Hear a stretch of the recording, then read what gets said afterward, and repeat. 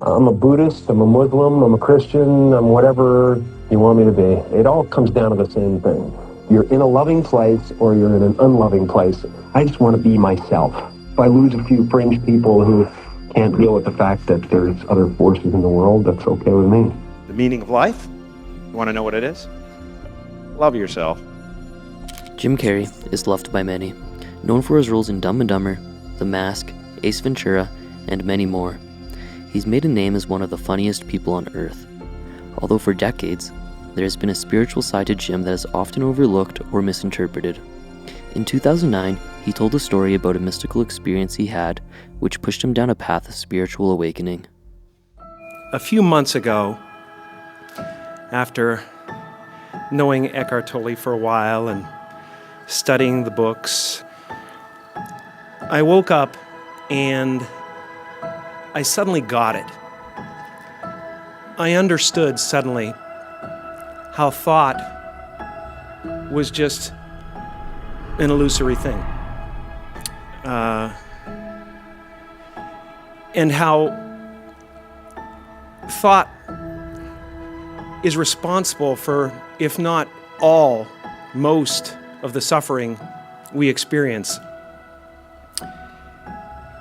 And then I suddenly felt like I was looking at these thoughts from another perspective. And I wondered, who is it that's aware that I'm thinking? And suddenly I was thrown into this expansive, amazing feeling of freedom from myself, from my problems. I saw that I was bigger than what I do. I was bigger than my body. I was everything and everyone. I was no longer a fragment of the universe. I was the universe. And ever since that day, I've been trying to get back there. It's like riding a wave. Sometimes I'm on, sometimes I'm off. But at least I know where I want to go. And I want to take as many people with me as I possibly can, because the feeling is amazing. You know, it's our intention. Our intention is everything. Nothing happens on this planet without it. Not one single thing has ever been accomplished without intention.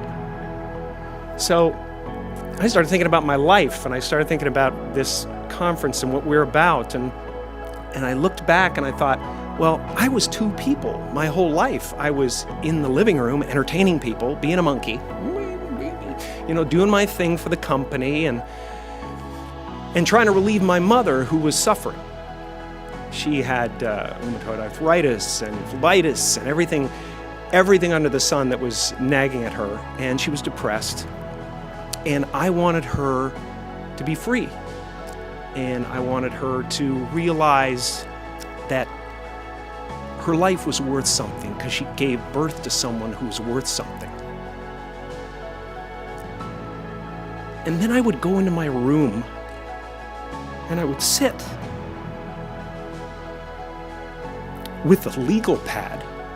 I was a little kid. And I would sit there and I would try to figure out what it meant, what it was all about. Why are we here? What is this? Jim describes that he once read from Buddha that all spirituality is relieving from suffering.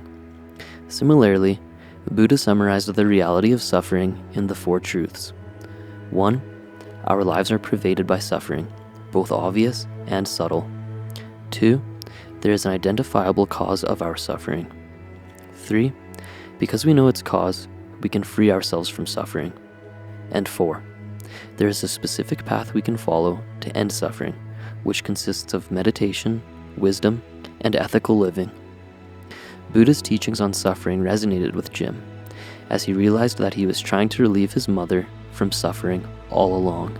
One day, I read something from Buddha that said that all spirituality is about relieving suffering. And I suddenly realized that's what I'm doing in the other room. and and I'm aligned. My purpose is aligned with this. So I felt incredibly lucky. I lose sight of that all the time. I get caught up in different concerns and ego concerns. But I'm so lucky to be a part of this community and to do something that is of value. And he's relieved more than just his mother from suffering. With countless timeless performances, there's something for everyone to find escape from their own life's strife. One of which being his portrayal of Andy Kaufman in the 1999 film Man on the Moon. Following the film, he had another awakening experience where he saw through his ego. It was definitely an important moment in the process where I found myself subjugating Jim Carrey for Andy Kaufman and Tony Clifton, and then at the end of it looking for Jim Carrey again and having trouble finding him. And at a certain point I realized, hey, wait a second, if it's so easy to lose Jim Carrey, who the hell is Jim Carrey? Or I was kind of watching from another place. And there's been a series of kind of awakenings I've had in my life, and people chalk it up to depression and all that stuff. I think that grief and sadness and all those things are the ticket home to nothing. I think that was a part of the process. There's been several other awakenings, and yet still I have a lot of egoic attachments that pull my attention and focus. This experience suggests that the distinction between Jim Carrey and his iconic roles can become blurred. However, Jim has an interesting perspective on this notion. You said you've kind of disassociated yourself with Jim Carrey, but does everyone, when we see your face, there's so many iconic roles and so many of our favorite movies, from Eternal Sunshine, Dumb and Dumber, and everything. That has nothing to do with Jim Carrey. That has nothing to do with Jim no, Carrey. Nothing at all to do with Jim Carrey. That's just what happened, and it is wonderful, and there's insane gratitude around it, and wonder around it. How did it happen? And fulfillment from it. And I look back at it and I see something beautiful that rose out of nothing and happened for no one. It just was. Like, it was almost like every 6 months to a year we saw this huge Jim Carrey comedy. Do you miss that? No, I honestly, there's nothing but this. You're my universe. You know what I mean? So I'm not looking forward and I'm not looking backward, and I'm not, the aspect of this that's backward to me is like a contemporary thing. What's good about this movie? It's not a look back. It's a contemporary concept. It's what's happening right now inside everybody is they're going, who am I? And they're depressed, a lot of people, because they're trying to hold up an image in the world. And that's what depression is. People go like, oh, Jim's been depressed and stuff. Well, yeah, I was depressed when I was trying to be the Wizard of Oz instead of the sweaty guy behind the curtain. But now I know that Oz is the character, and I think that everybody deals with that. Everybody walks around and they go like, why am I depressed? Well, it's because you're trying to be something for the world, and as soon as you let that go, better things happen because they're just happening. But it's not, now it's just sadness. Sadness comes, happiness comes. It's the weather that flies by the sky. It doesn't sit on you long enough to drown you, As mentioned, Jim has struggled with depression. He previously mentioned depression as his body needing deep rest from putting on an act. Here he takes us further into that journey. I've read a couple of places where you said you've struggled with depression from time to time. I was on Prozac for a long time. Yep, I was on Prozac for a long time, and I'm not sure. It may have helped me out of a jam for a little bit, but people stay on it forever. I had to get off at a certain point because I realized that, everything's just okay. No peaks and valleys. There are peaks, there are valleys, but they're all kind of carved and smoothed out, and it feels like a low level of despair you live in, where you're not getting any answers, but you're living okay. And you can smile at the office, you know? But it's a low level of despair. And you don't take any of them, you don't take anything there? Nothing. I don't take anything. I rarely drink coffee. I'm very serious about no alcohol, no drugs. Life is too beautiful. After talking to you for a couple of hours, I mean, I get this sense you are a big bundle of conflicting emotions. Really? Don't you get that sense from me? Well, I think you're very emotional about a lot of things. It's all very close to the surface. Yeah, it is. I've decided to be there. I only act in the movies. And his level of authenticity is apparent in these interviews. Perhaps it's because he's able to detach from his psyche and see a bigger picture. I think that we're all trying to add things to ourselves so that we can finally define ourselves, and then everybody will get us and they'll go, okay, this is what you are. And then if you actually get there, you will find it so empty that you'll realize that's really not what it's about. It's about not only, just going with the flow, but it's about not taking it personally. It's like the difference between a house and my house is a world of difference, and it's the my that's the problem.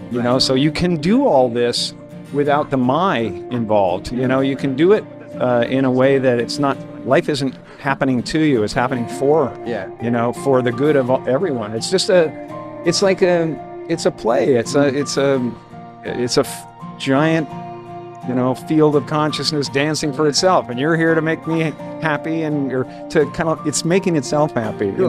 It's like one soul. That's how I feel. I feel like people say, well, I have a soul. You don't have a soul. There's no you, but I feel like there is a soul, and it includes everything. And when you wake up in the morning and you feel like I'm the universe, you don't have to reach for the stars. You can just let life happen. And walk through the doors. Rubber-faced clown, star of movies like Dumb and Dumber, The Grinch. But wait till you see this, the real Jim Carrey. I wanted to focus in on what I believe because I want to give the world the real thing. I think everybody who's famous feels lonely. Fame is a very bizarre thing. You can't understand unless you get it. You can want to walk on the moon all you want when you're a little kid, but then when you go there, you got to have a suit and you got to have air pumped in and everything like that. It's no place to live. You have such an incredible talent for physical comedy. Where did that come from? Desperation. Desperation? He's the actor and comedian we all love. From outrageous slapstick comedy in Ace Ventura to his lifelike depiction of Andy Kaufman in Man on the Moon, Jim Carrey provides something that everyone can resonate with. Although he may seem like a carefree, larger-than-life comedian, there's a deeper side to Jim that is profound and unexpected, particularly his motivation behind acting. I act because I'm broken in a lot of pieces, and acting gives me a chance to reconfigure those pieces into 1,000 different things that are positive for people to watch. Every trauma, and I could, build a ladder to the stars with the things that have happened or the things that I've had to endure, but they've all turned into something really creative. The worst injury I've ever had, I went to the art studio and I made a painting. And I sat there and I went, I wish people could be here to see what that process is, what happens to an artist when they get hurt. They don't try to lash out most of the time. They try to turn it into a bouquet of flowers. That's what I want to do. Expressing the struggles in one's life through art can be both powerful and therapeutic. Jim explains that artists use this tactic to combat both physical and mental anguish. Similarly, audiences can help process their own pain by consuming this art. However, artists can only produce these impactful pieces by being their true, authentic selves in the process. I've only ever been disappointed when I wasn't authentic, when I had reached for something that was not based in some authenticity, even if it's a wildly animated character. What did that look like? If it isn't based in some sort of reality, that's when I feel really uncomfortable, when I'm on a track that isn't authentic. I've never been disappointed, ever, with authenticity. Right.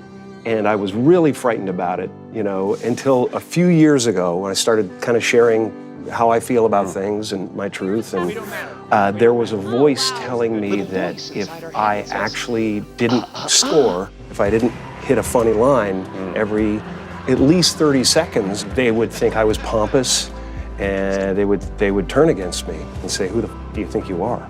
And I've never had that reaction, ever. It's clear that Jim holds authenticity close to his heart, What I'm good in at. both everyday life and his performances. Jim's characters are so unique that most would consider him irreplaceable. Perhaps that's because he lets these roles find him, rather than searching for them. But the performance is love. It's a dance for me. And I loved actors who employed every bit of their instrument. I don't believe that any actor can really do a part unless that part finds them. You don't find parts, they find you when you're ready to do them and when you're informed and you have those feelings. These parts find me when I'm ready, you know? This philosophy has made him a household name and granted him a lifetime of fame. Though that may not be a positive thing, Jim explains that much of the information published about him is misconstrued or completely false. All of a sudden you were the biggest movie star in the world, and your paychecks and all of it were public. And I imagine getting out of a car, it was being swarmed with And people. 90% myth as well.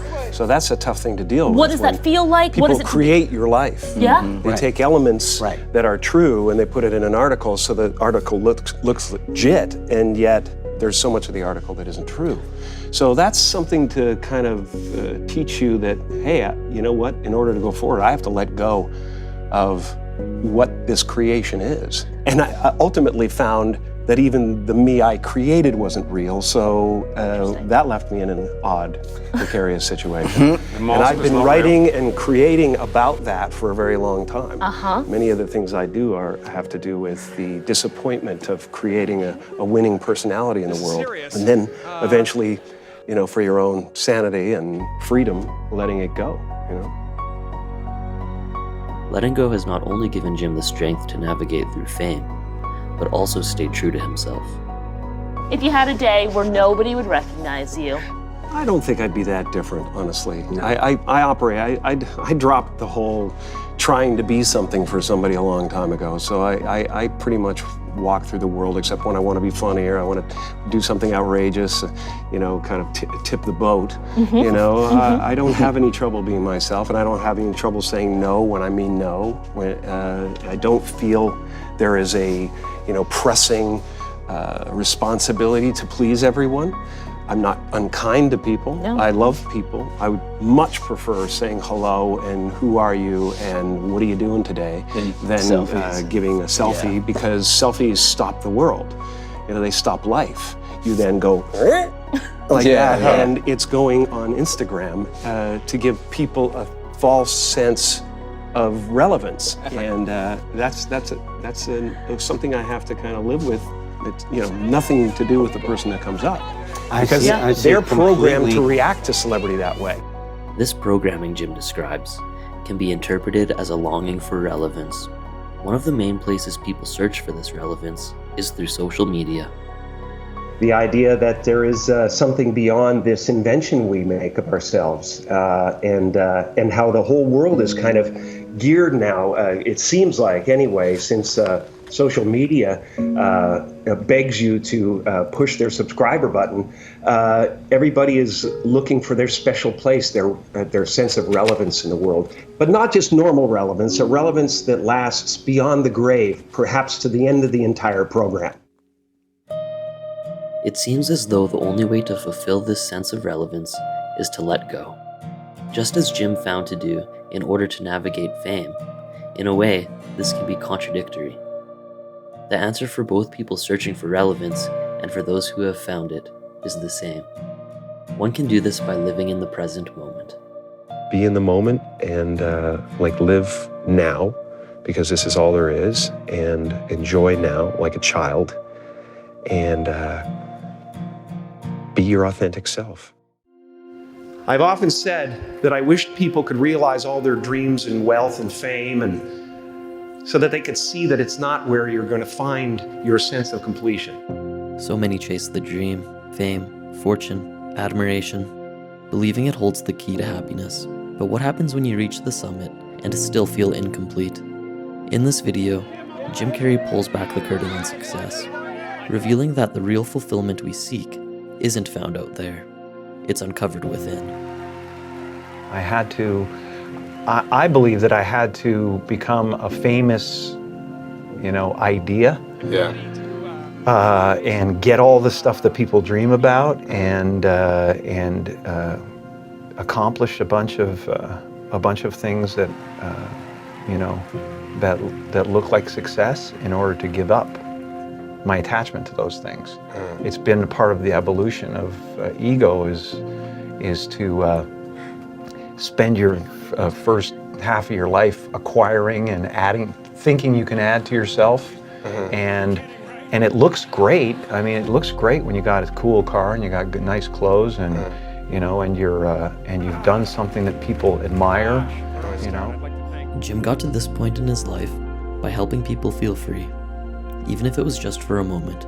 He played the role of someone unburdened, so others could believe it was possible for themselves. But behind the laughter and recognition, he realized he had yet to offer that same freedom to himself. When I was about 28, after a decade as a professional comedian, I realized one night in LA that the purpose of my life had always been to free people from concern. Choosing to free people from concern got me to the top of a mountain. Look where I am. Look what I get to do. Everywhere I go. I'm going to get emotional because when I tap into this, it really is extraordinary to me. I did something that made people present their best selves to me wherever I go. I am at the top of the mountain, and I was, and the only one I hadn't freed was myself. I played the guy that was free from concern so that people who watched me would be free from concern. And that's when my search for identity deepened. I wondered who I'd be without my fame. Who would I be if I said things that people didn't want to hear? We don't matter. You're supposed to say, we're important. You're supposed to say, it's all going to be all right. And you're supposed to say that, whatever you dream can come true. And you're supposed to say all those things. I do believe in manifestation, power of that kind of stuff, but I don't believe that any of it matters. This mattering is to me a human construct. I used to think Jim Carrey is all that I was. Just a flickering light, a dancing shadow, the great nothing masquerading as something you can name. We all wear masks, roles we play to be accepted, admired, or loved. But what if even your most celebrated self is just another role? I don't exist, so they're all characters that I've played, including Jim Carrey, including Joel Barish, including any of those things. They're all characters. Jim Carrey was a less intentional character, right? Because I thought I was just building something that people would like, but it was a character. Because ultimately, we're not the avatars we create. We're not the pictures on the film stock. We are the light that shines through. All else is just smoke and mirrors, distracting, but not truly compelling. Everything is divine. There's no thing that isn't divine. Everything is divine, and I'm that. I'm not the body. I'm you guys, and I'm this thing, and I'm this thing, and I'm the cameras, and it doesn't matter to me what's happening on them. Sometimes I still have the groove cut in me that wants my hair to look nice. Right. It's an ancient thing. Yeah. There's still ego there, but I don't. I'm finding that ultimately the freedom from it is something people are kind of hungry for in a way. Right. They're like, I don't want to be me either. Right. And I go, well, great, because you never have been.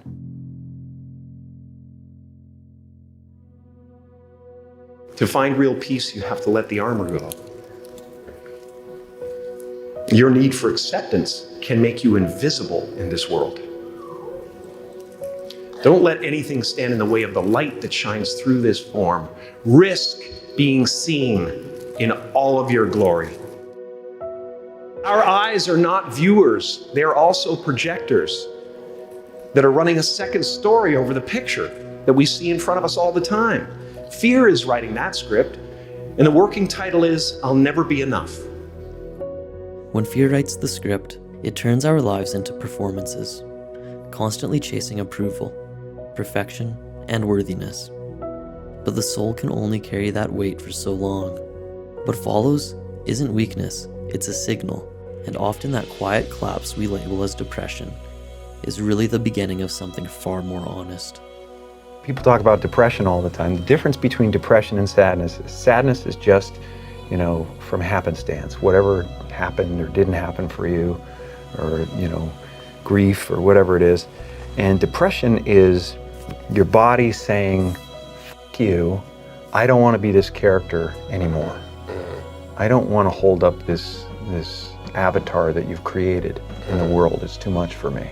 Right. And so a friend of mine who's a spiritual teacher has a really good take. His name is Jeff Foster, and his take on it is that you should think of the word of depressed as deep rest. Deep rest. Your body needs to be depressed. It needs deep rest from the character that you've been trying to play. Right. The great and powerful Oz. I'm the great and powerful Oz! How dare you come near me! The ego whispers that we're not enough yet, that we need more and have to do more. This chase never ends. Jim reminds us, true peace doesn't come from achievement.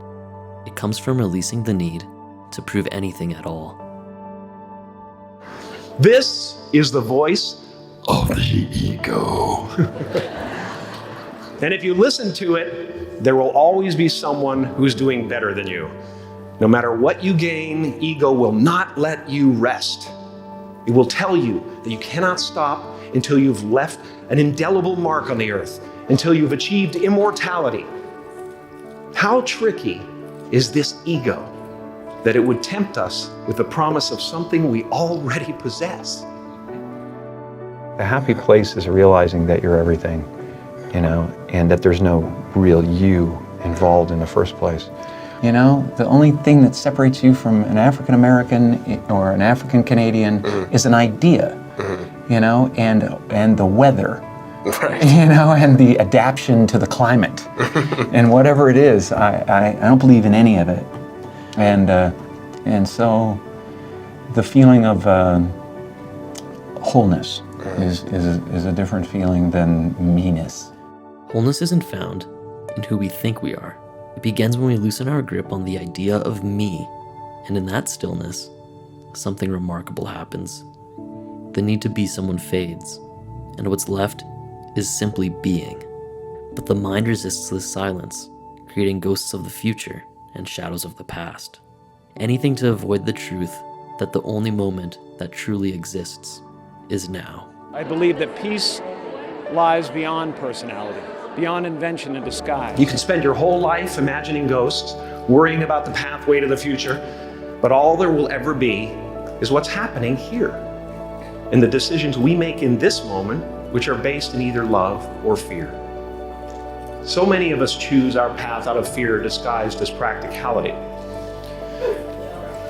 What we really want seems impossibly out of reach and ridiculous to expect, so we never dare to ask the universe for it. I'm saying, I'm the proof that you can ask the universe for it.